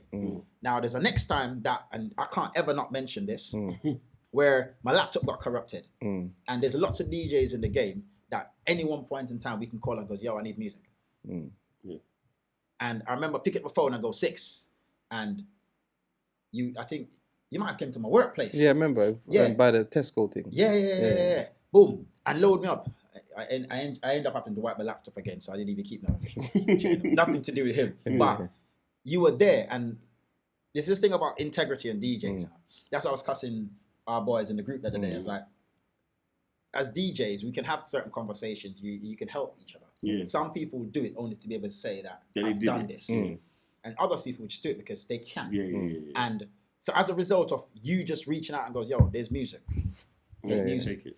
And that's respect that can never be off-written, even by whatever fallout me and you might have over the years. And me and you haven't fallen out. No. It's just more of a, I know my personality is going to clash with you, not because of but just how it goes, that's you life. are as an individual. It's just that I know what you like. Once that conversation starts and we start debating, it's not stopping. You're right. I ain't got the time for it. It's So it's more of like, I know. Me not losing. Man. It's like, we're gonna be in the room. Fats, K, C6. We're gonna have a debate. There's gonna be some conversation where we're not gonna agree with something. And I want if I'm socializing or having conversations, I want to be challenged, yes, but I also want to enjoy it. I ain't gonna enjoy an awkward situation. So if anything I kind of circumvent you after time only because of that. No, I respect it. DJ wise, not DJ wise. Like me and Kay's been in conversation when we did the thing up in Beckenham. And he was like, get C6. I'm like, cool. And as we were talking about like who can come and play and who can do what, your name has come up in many conversations, and it's never a no. If it's just me in the pot, because when I'm doing promotion, I'm a different head. Like because I work with so many DJs now that it's hard for me to pinpoint any one DJ that I don't like. If you do a shit set, you do a shit set. And it's like, oh, that set is not for you. But you know what? Actually, put him here. It can work. This or like, so. Just do you imagine? I do the weekenders and try to put everybody in their DJ slots according to the amount of sales they make, but most of the time it's according to the quality of set they're going to give, and having to judge that fairly without bias. And some man like, yo, but we can shell that, brother. If you're not shelling that in your normal dances, if you're not shelling that on the ends, it's not going to happen. How are you trying to go abroad, 1,000 people, and we're going to confidently trust that after I don't know a DJ Dio play, you're going to go up and do better than that, or after a quarry, or after a mix masters, you're gonna follow that energy. Dance a yard before you dance abroad. That too, but dance in your own yard hard. Be the star in your yard hard. Be a headliner in your own dances before, like you start then try to, you know what I mean? But makes perfect sense. But then it's hard to put myself in that position and not go up against DJs who are saying, well, fam, you don't like me. I have to sit down and have that conversation with a lot of people, and I got to take out the personal feelings out. I go, let's just talk business. Well, to be honest, if you was never on this pod, I was never gonna. This conversation would never come up. Not because I don't, because I don't care. Because I respect you as a man and as a DJ, and we would always work. I would never see you and diss you, and I would never see you and vice versa. I've never seen you and not hailed you. So that's it. So we would always go along, but we're having a conversation. But your conversation has a line. Yeah, it's got a line, and I respect it. I respect it. Now I think I can battle with him more because I know he's full of shit. The thing is, this is like he's gonna win anyway. I think I might be in a room with him now. I can take it. The thing is, but now that he knows why, no, it makes sense. It won't be a thing where it makes sense. It won't get aggy, basically. Now we can be comfortable with each other. But it needed to be said, I suppose, at some point. So can I ask you a question? Have you ever found out how it goes? What? because one of your famous lines is, "How's it go?" They sing it after. Hey, that's sick, you know. How's it go? Yeah, and I was saying, "Bro, you know what?" And then you see them sing. I say, "Yeah, that's the line." Dimson Laws, bless him, was the one who pointed out to me. Yeah.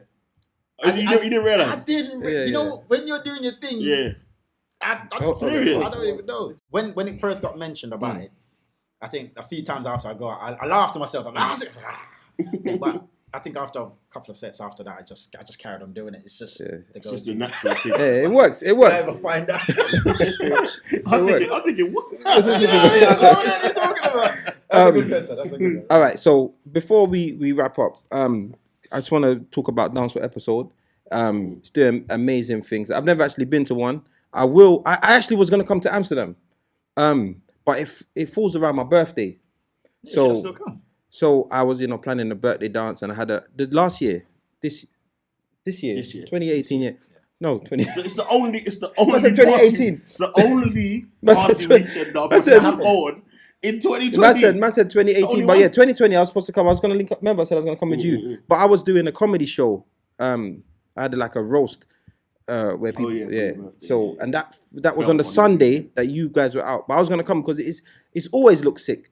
From the Amsterdam one right through, and then when I was watching this year's one, I watched Elephant Man. I'm saying, I wish I was there. Yeah. So have a little talk on Dancehall episode, because I feel like that is a whole new add-on to your career. Dancehall episode is one of the sickest movements ever. I think, no word of a lie. Like I said, I'm a sponge for knowledge and experience, and I try to, so to speak, as you're meant to do in life, kind of take the best of every element and try to create your own.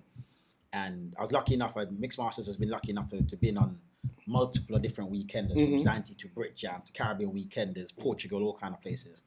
And there was never really a dream to have a weekend. It was always a dream just to have a household brand, the way a Rampage does or a Galflex does. Some product that just, when you hear about that product, you hear about a Mixed Masters or a collective or whatever it is. So by the time we started doing Dancehall episode, when I started doing Dancehall episode, me and Ruse, funny enough, he wanted to do an R&B brand, and I said, all right, cool, I'm going to concentrate on a Dancehall brand. And then when I started Dancehall episode, he said, you don't really want to do the R&B brand, more Insta, it was getting left already. And I carried on with Dancehall episode, clearly. And I carried on Dancehall episode.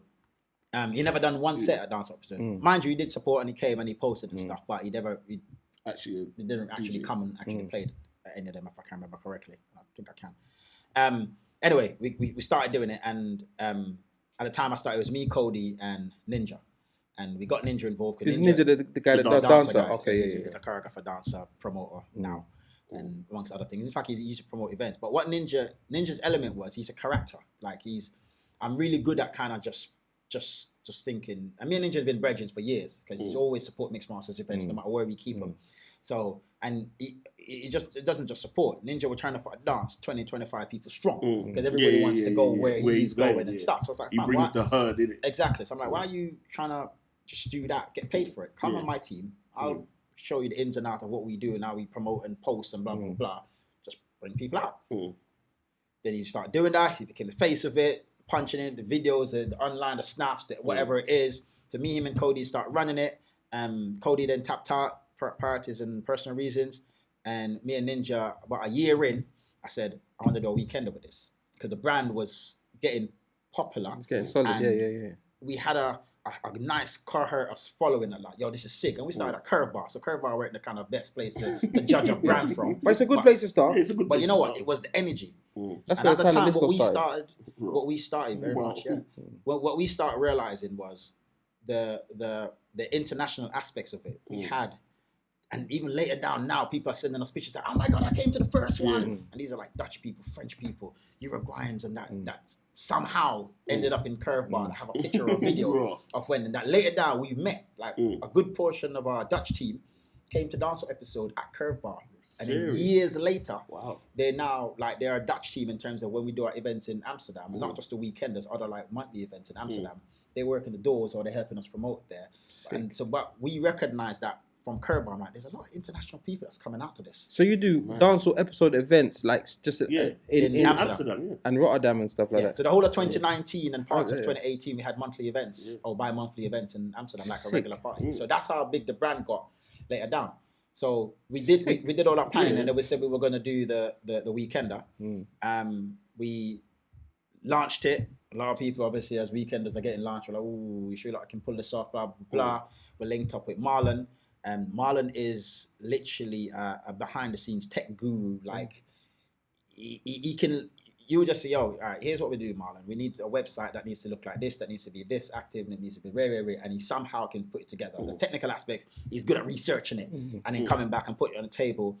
And I'll be like, okay, that can run, and then Ninja's that. But what we then have around us was other DJs who are very, part of, if you're gonna do it like this, try this way, blah blah blah. We then start getting surrounded by guys who will ring me side and say, yo, we like that idea, but how about tweaking it this way and stuff. So we start, that team will start getting bigger and bigger and bigger and bigger and bigger. So we did the first Amsterdam, but before we got to Amsterdam, the Dance episode was sold out when we launched in December for what we thought we were gonna fill. The club was gonna be like, yeah, we can bring about 200 people there. By December, we had bookings for 600. Most people didn't even notice. we went back to Amsterdam in January to try to find a bigger club because Amsterdam got PS small club. They all said no. All the bigger clubs that we approached said no. The ones who said yes weren't big enough. But luckily, we had the strip, so to speak, of Amsterdam had 2 small clubs. For one of our parties, no, I said next door, 5 minutes between each. We end up doing one of our nights at a location where basically we just put the 2 parties in a location. You just pick whichever you went to. But it was a Sunday night, and most people went back. I'm just going to room 2. They get the call. Basically. But it was mad, but it worked. We had a crazy boat party that just sold the whole thing. But before we went to Amsterdam, we thought let's push the boat out a bit. Let's do another Weekender this year. So we were at that time the only brand who would dare do a Weekender after another Weekender, kind of thing. That was like a normal rave. Yeah. So that was a Spain one. This is where Ninja will come in now. We will come up with the crazy ideas, and Ninja will be like, yeah, let's do it. But he won't tell you how to go about doing it. He was just like, yeah, that makes sense. We're doing it, kind of thing. And then me and Marlon would go work out how it can be done. So long before we went to Amsterdam to do our first Weekender, and we're already, everybody kind of like, you sure this is gonna work? Kind of thing. We're in Lorette de Mar. We went to a couple of places, but we went Lorette de Mar and signed up everything, got better deals and that. So we were already gas going into Amsterdam. Can I ask though, what made you because Lorette, I didn't even know that place existed. That's like saying, that's like literally going a part of London. Like you in England, you phone your brother, you say, where are you there? And he say, oh yeah, I'm in Whiffleborough. Yeah. Where? The little small town in the middle. Did I mention Marlon? He's good at research. Yeah. Because I've never heard of that place. So, again, myself, funny enough, I had a conversation with another raver some months because we were like, I was saying to him, like, no, after Amsterdam, I want to go to some other places. And he mentioned it. He said, this is this place outside Barcelona, Lorette de Mar. Cool. I can't to this day remember if I said it to Marlon, but I remember Marlon then coming back and said, we might need to go check out this Lorette de Mar place as well. And I was just like, I'm sure I've heard that name before. Thinking back, I remember the conversation because when we launched, my guy came up, yo, that was what I told you. That place is nice. I'm glad you're not going there. Go true. And that, so yeah, but like I said, Marlon's good at researching and looking at these things, and he made the contacts, made him went over there, sealed up the deal and that. So this was 2 weeks before the first Amsterdam Weekender. Okay. So we went into Amsterdam knowing that you had already this. Had the but next one the thing was, we started getting all the promo done, everything long before we got there. But we were already like back against the wall, thinking, please go well, please go well for Amsterdam.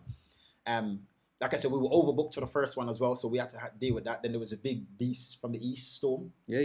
So 200 people didn't come. Remember that? Yeah. So God was just like, where everyone's this thinking, is gonna happen, but not the way you're planning. Everyone's you thinking, not stay home. Everyone's thinking, boy, they're fucked. You're thinking, oh, thank you. Yeah, literally that. This you gotta believe in the power of God. We're going. The plane before us cancelled due to weather conditions. The flight after us cancelled due to weather conditions. We're in the middle. We're like, what? Start getting the cars. Okay, we're on the road. Okay, we're delayed. All right. Okay, cool. Oh, we're reversing. Okay. Yeah. We are now in Amsterdam.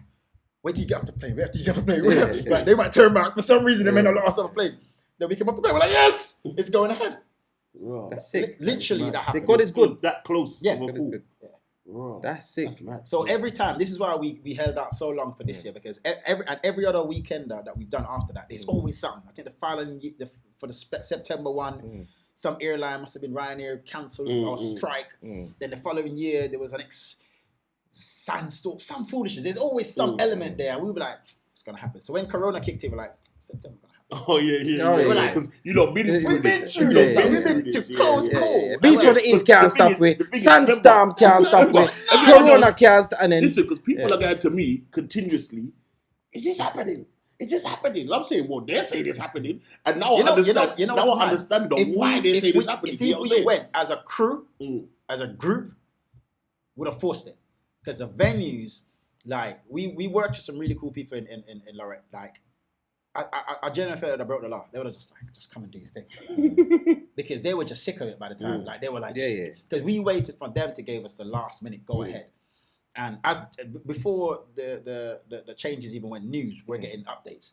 Guys, I think we're going to be open back in 2 weeks. And then the government news is making it, and then it makes the UK. Then it's going literally like that. So they were on it basically. But obviously, we wanted to give our customers at least a month's notice if we're going to go or not and stuff. So at the last minute, they're like, we don't know. We might get news in the next couple of weeks. But I'm like, nah, that's too close for comfort. So that's where we made the final decision. But yeah, the brand itself.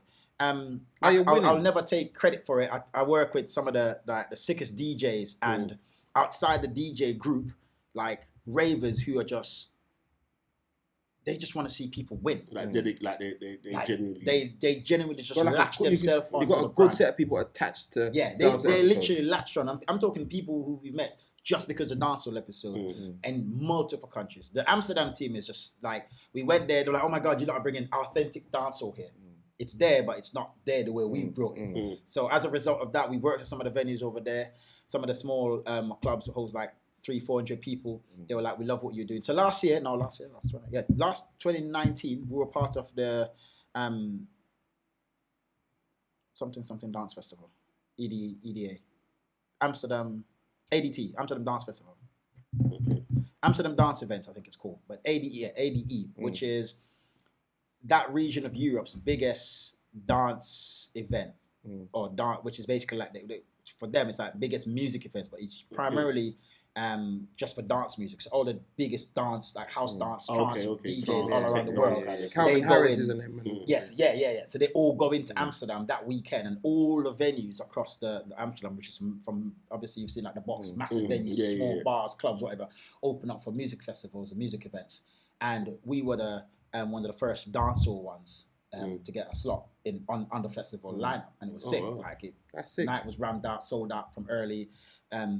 We're making good money across the but let me because I've been you can testify. Yeah, to that, I've been on weekenders, innit? I've been on you've been on uncountable weekenders, innit? But I will say, dancehall episode is up there. He's been saying that, and he's not saying it because you're here. No, he's been saying. We spoke about it's up there. We had a weekender episode. Yeah. Maybe episode 12 or whatever. And we spoke about weekend. No, we just as DJs talking about. It wasn't about weekenders, but we spoke a lot about weekenders, and everyone spoke about dancehall episode, and I was like, okay, I've never heard, but what I will say is, after the first one, when I saw it, I literally credit where credit's due, and then I swear, like the timing of dropping the Lorette Demar was like. I think that was for a lot of people, and this is like when we came back off the first one, there was at least 2 other weekenders that popped up of people from our circuits, but we kept that second one so close to home in terms of the planning aspects of it that a lot of people didn't know we were going to do it. So we announced it whilst we were in Damp. So look, as of Monday, you can now purchase tickets for the next. We're going to Spain, but it was at a party where everybody was nice. So timing. Then they were like, "What? I'm dead. One of this sand Man beach." started. Let me pay a no.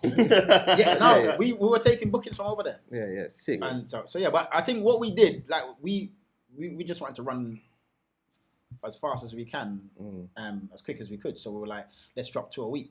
I remember, a few of our heads for other weekenders was like, how are you trying to do 2 weekenders a year? And I was like, well, how can we not? It's what it is. It's fair game. It's fair game. If you can. Fair game. And what we did, obviously, we went out our way to not try not to step on anybody's toes. But at the end of the day, like, if Ninja was there, Ninja would probably say like, it's a big plate. And the UK, I've learned over the years, the UK have this tendency to think, this is my crowd, this is my slice, this is my section, not realizing that actually it's a lot bigger than you actually think, because 100. and we proved that with how many international ravers we now have coming into the brand. Because as soon as we launched, when we launched in Amsterdam, I started reaching out to all the French dancers that I've met over the years. And all the people that came to Brick Jam from other countries. I'm like, yo, this is what I'm doing. Like, yeah, all right, cool, we might come to Spain. So by Spain, we had a good 20% of other people from other countries. But I think is unheard of. Yeah, but that's what I was going to say. I think that might be where you lot are different then, though. Yeah. Do you know what I'm saying? Because a lot of the weekenders are UK based. But it So makes they- the most they- sense. But the followers. difference is we weren't thinking UK. about UK. Yeah, we we're were thinking thinking about international. everybody just come. But if you think we're about not it, thinking about South. These are my people, so they should come to my event. We're thinking, we're promoting. This is what we're selling. If you're smart as a person, you're gonna buy what's popping, what you think is your thing, as opposed to targeting just what is your client. But people don't follow basics. All right, so me and you, we're going to put a dance on in Birmingham. So we promote in London, but we have to promote in Birmingham. So if you're going to put a dance on in Spain, you might as well apply that same logic that you would apply in England there. Spain, and furthermore, Portugal's next to Spain. And France. So and France. Amsterdam. Then and whoever Italy, else you lot can around drive the world. over. But we had before. Now the connections especially France and Amsterdam and Belgium is a bit bigger than what it is. Obviously, there now it is. But at that time, like I said, we recognized the international attendees that we had. We were already kind of booking Rotterdam DJs in for Carnival weekend because I played with him in Rotterdam. Yo, I'm in London for the weekend. Come true. Bring your Rotterdam friends. They were coming. So by the time we did dance episode in Amsterdam, as in the weekender, they're coming out to the parties. Then we start doing the monthlies. They became regular. So we have a whole section of regular. When we said it was like the last one, so you never ever coming back. That was a problem. Hold on, what are you talking about? Is it done? No. Basically, I forgot to ask that. The finale. They finale'd Amsterdam. So it no longer goes Amsterdam. What? Can I even talk this? As a weekend, it was the finale. Remember, because we were already there. So for the Dutch, we're already there on a monthly basis. So it still happens. So it still would happen. 2019, 2018 was a surreal experience. It was, yo, Jay, I'm in Amsterdam. Where's there to party? I got a dance on tonight. What, in Amsterdam? Yeah. So where are you? London. What? And those calls became regular. Or it was, hey, I'm in Amsterdam. Where's there to party? My brother's got a dance around the corner. So the community's got that small. Or I'll link up Ceesix. Where you playing? I'm at Brazil bar. I'm at Pan some other club. Or I'm Pandemic.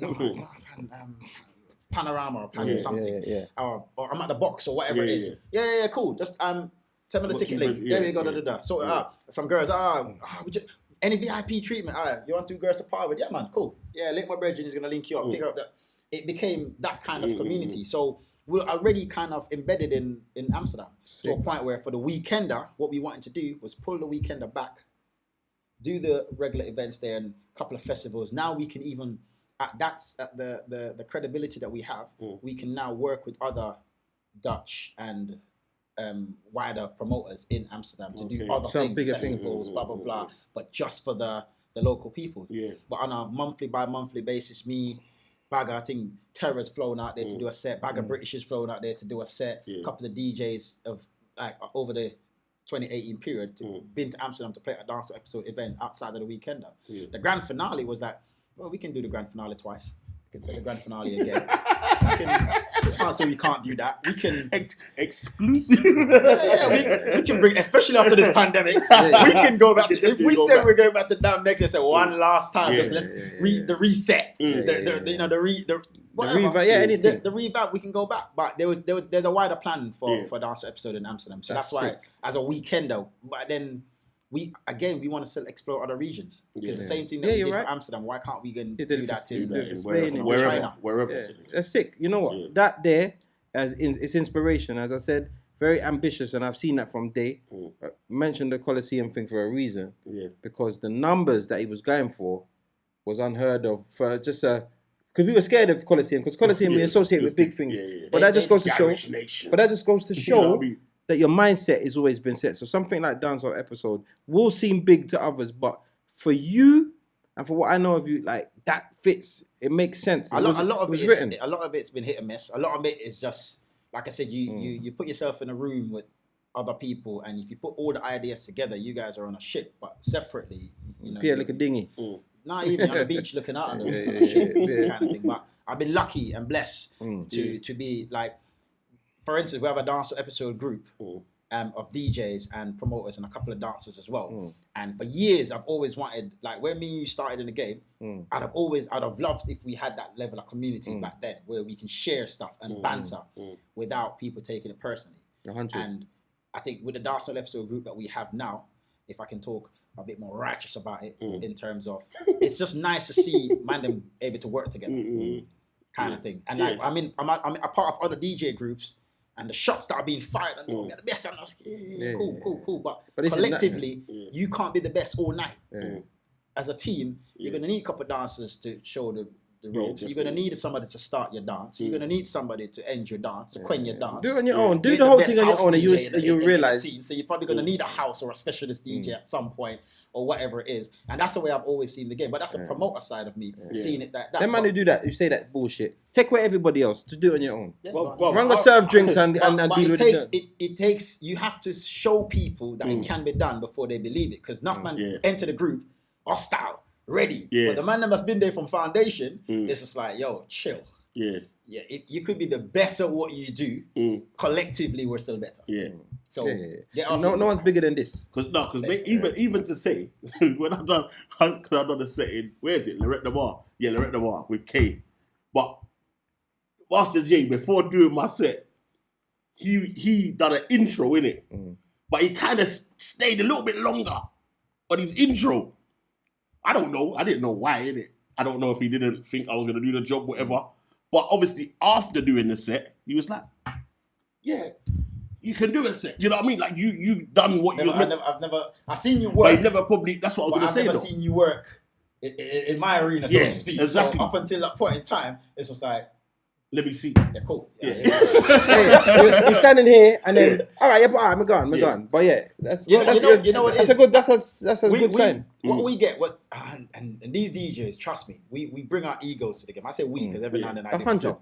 But I've had like Nitro is my brethren from day dots, and then been going through the ropes, and we had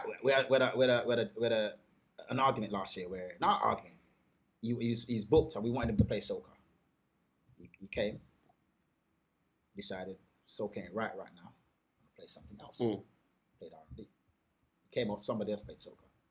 So he walked over to me and goes, Jay, before you start, here's why I didn't play soca. I'm like, Nitro, I don't really care what you have to say. I wanted you to play soca. I gave you the time to play soca. You didn't play soca. But the time wasn't right for play soca. Before he opened his mouth, two girls walked over. Mr. Nitro, we came here to watch you play soca and that. And you're doing Chris Brown. And then another girl walked over. Oh yeah, how come you never? What is this being played? We want to hear you play the soca. And I'm like, I rest my case because outside of that, what we're getting is emailed. Love the event, but a soca party really need to have DJs playing soca a lot longer. We know everybody wants to hear R&B, the regular stuff, but would have loved a bit more soca. That's why the formula is there. Do you know what happened? But I'll tell you why that happened. Me and him are born on the same day. We are the same people. We're the same people. He's younger than me. He's younger than me. But remember, you're light skinned. So, but it's nothing to do. I care zero who you are. Do your job. I hear that. You understand what I mean? Like, do your job. And if you do your job, remember the formula that me, Marlon, Ninja are looking at is a lot bigger than you turning up just to do one set. What we're doing, what we're working off, is the tons of feedback that we're getting in the inboxes, in the emails, everything. And we're trying to go through all of that and make sense of it and then come up with a formula. So when we do all of that over months or over a proper, where everybody is sleeping after the nights and events and stuff, we're up early, 5 o'clock, still trying to plan the day ahead and go, right, change that, flip that, put Cora there, put Nitro there, Fats to OK, that works, We spent, that's not just a, them man can just do. It's not just a fling a man on. It's a, we thought about that process. Please respect it. And after that came, he's like, cool. And he never corrected himself after that because I'm like, my job is to show you what to do in that aspect because I know you're the best man to show that job. Please do it. And it worked. But so, and one thing, you're not vindictive. You didn't hold that against him. You still. No, I'm just saying because this is something that we have a lot of young DJs that listen to this, and they get fearful of doing things. So again, it's about the conversation. Like they spoke about it. He told him why he done it, and then he told him why he shouldn't have done it. But and now they why I moved can't on. hold it against him because Nitro is a man of integrity. That he was trying to do what he thought was the best for that event. I can trust that why he wanted to go whichever. I don't think that's a him. I would never put that in his corner where I'm thinking, well, what if Nitro was just trying to be the big man? Like he's already the man himself. So I don't think he needed that moment to create. And Nitro's had some really glorious moments. So I don't think at that particular event, and I think I'm around some guys right now, especially when it comes to the brand, except that one guy at Amsterdam, that they either trust not the formula that we put out there, or if they don't 100 it before they go and check. And Nitro's one of those guys that I trust generally. If he's going to switch it, he's going to switch it for the right reasons. But that particular moment, he switched, and he fucked up because then he came over. But before you start, because you could see, and before I even corrected him, the audience did it for me. So I was like, well, there you go. People know what they want, so please don't change it next time. But he's the guy that, worst case scenario, if it weren't working, I'd allow to say, yo, do your thing. Him, Corey, Scamps is to feel the all arounders that see the rave as a party as opposed to see their set as I need to prove. That's it. Someone look at that's the mindset. It's all about the mindset. The party, they're part of the team. It's a fucking star. Man, who want to be star player and do this one man football team, or if you're a part of the team. So when the man who are part of the team, you see things. For years and years, I warmed up Budget Fridays. Remember Budget Fridays, Recession Tuesday? Yeah, Recession Tuesday. Yeah, I remember I used to go up there and do the warm up, everything. Y'all fix might do a set, and then later on, Andrew Fresh come and show. I was just taking lessons. And today, Mixmaster, big out of the city. Me, small at the garrison, taking lessons. One day, Andrew Fresh in my dad. Yeah, man, you started. What? Queens! Booty pull up, everything. My lessons was in, so I just watch the party. That's where the big personality come from. My thing is the party. Like, start the party, but start with the energy. It's a warm up, but it's the party as well. I want to rock to the bar and get my drink. I don't want to walk to the bar. I'm in the dance. So if you play warm up music, do it. You can do it. Give it an edge. Give it an edge. Give it an edge. It doesn't have to be slow. It doesn't have to be old and you should be outside the dance. Yo, we can't wait to get in. It sounds like it's kicked off. I want to fight people there. But it's the vibes. You know what I mean? How's it go? But people, listen. The episode has been like. We still got a lot more to talk about, to be honest. But time after time. But we still. It's been real. I enjoy this. You should do it with people. No, but we need to get the full mix master. Even the full dancehall episode. We'll get yes, them. I would definitely like to sit down with you, Cody, and Terra, because I would like to meet him and just to see how it felt to. He had big shoes to fill. Like, do you get what I'm saying? Whether or not you have something set up, you know, like you got your infrastructure, so somebody could slot in. He has. Let me give credit. Let me give Terra his due. By right, they both deserve their due. Cody for being very loyal, very committed to the brand, and behind the scenes and forefront, he's done. He put in his work.